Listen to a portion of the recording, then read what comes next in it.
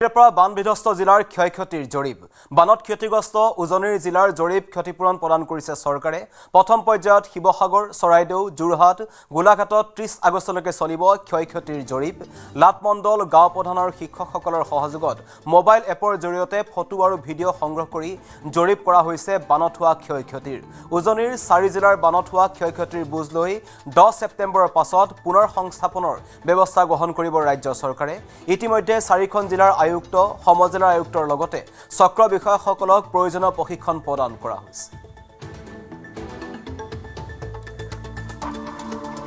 আজি এছেছমেণ্ট আজি rehabilitation assessment আজিৰ পৰা আৰম্ভ হ'ব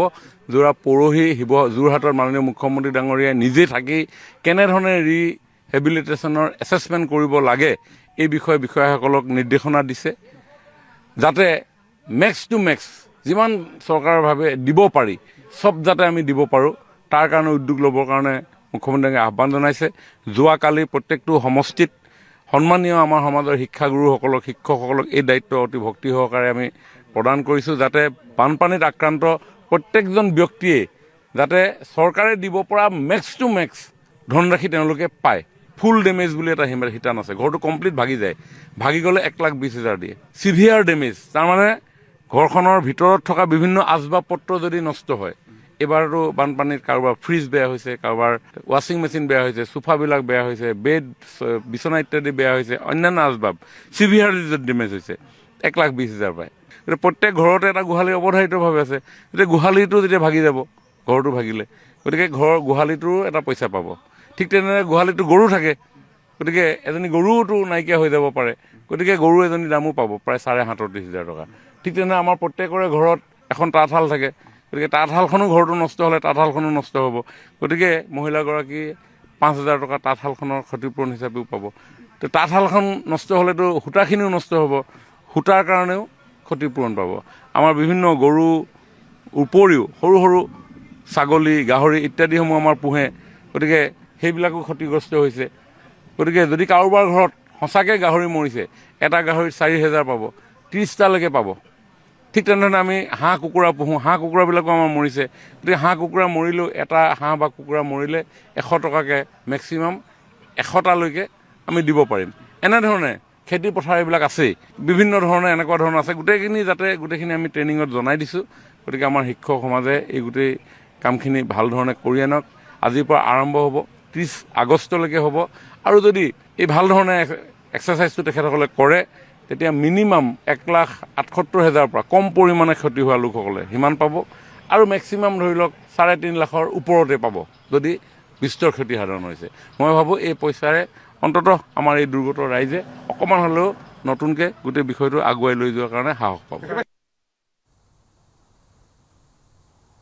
আজিৰে পৰা আৰম্ভ বানত ক্ষতিগ্ৰস্তৰ চৰকাৰী জৰীপ বিস্তৰভাৱে ক্ষতিগ্ৰস্তই পাব সৰ্বোচ্চ 3,50,000 টকা সাধাৰণভাৱে ক্ষতিগ্ৰস্তই পাব কমেও 1,88,000 টকা ঘৰ সম্পূৰ্ণ ধ্বংস হ'লে পাব 1,20,000 টকা ঘৰৰ সা সামগ্ৰী নষ্ট হ'লে পাব 1,20,000 টকা প্ৰতিটো গোধনৰ মৃত্যুৰ বিনিময়ত পাব 37,500 টকা তাঁতশালৰ ক্ষতিৰ বাবে লাভ কৰিব 5,000 কোটি টকা প্ৰতিটো গাহৰিৰ মৃত্যুৰ বাবদ ক্ষতিপূৰণ 4,000 টকা সৰ্বোচ্চ 39টা গাহৰিৰ মৃত্যুৰ বাবে পাব ক্ষতিপূৰণ প্ৰতিটো হাঁহ কুকুৰাৰ মৃত্যুৰ ওপৰতে দিয়া হ'ব 100 টকাকৈ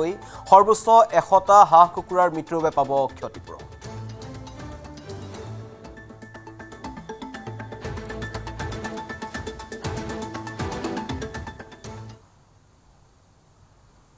বোকাখাট সমষ্টিৰ বানপীড়িত অঞ্চলত ক্ষতিগ্ৰস্ত বাসগৃহৰ জৰীপ আৰম্ভ কৰিলে মন্ত্ৰী অতুল বৰাই কুৰুৱাবাহী পঞ্চায়তৰ 7 নং ৱাৰ্ড চিনাকানাৰ পৰা শুভাৰম্ভ কৰিলে জৰীপৰ কাম বানত ক্ষতিগ্ৰস্ত প্ৰতিটো পৰিয়ালৰ লোকে যাতে উপযুক্ত ক্ষতিপূৰণ পাবলৈ সক্ষম হয় তাৰ বাবে জৰীপৰ সম্পূৰ্ণ কৰিবলৈ প্ৰশাসনৰ বিষয়বিভাগ জাৰি কৰা হ'ল কঠোৰ নিৰ্দেশ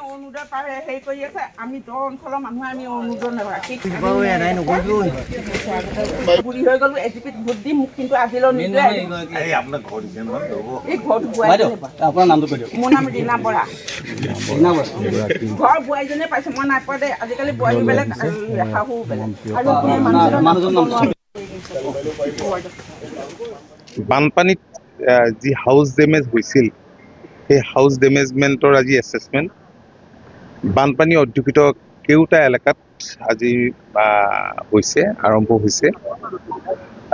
মাননীয় মুখ্যমন্ত্ৰীৰ অধ্যক্ষতাত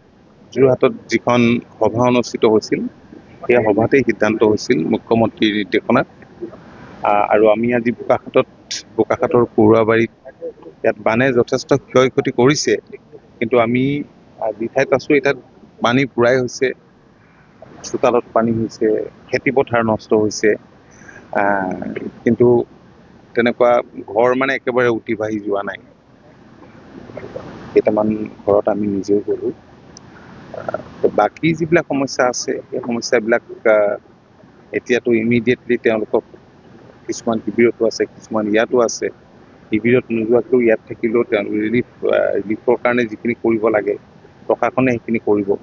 ইয়াত ডিষ্ট্ৰিবিউশ্যন চেণ্টাৰত তেনেকৈ দিয়াৰ ব্যৱস্থা কৰিব বা কেম্পতো যিসকল আছে দিয়াৰ ব্যৱস্থা কৰিব। আৰু ইয়াৰ উপৰি খাদ্যৰ কথাটো সকলোৱে কৈছে, কাৰেণ্টটোৰ কথাটো কৈছে, কাৰেণ্ট কাটি থৈছে, কিন্তু এনেকুৱা হ'লে কাৰেণ্ট দিয়াটো অকণমান অসুবিধা হয়। ডিপাৰ্টমেণ্টৰ কথাখিনি তেনেকুৱা। তো আমি চাওঁ আৰু কি তেওঁলোকক ছাপোৰ্ট দিম।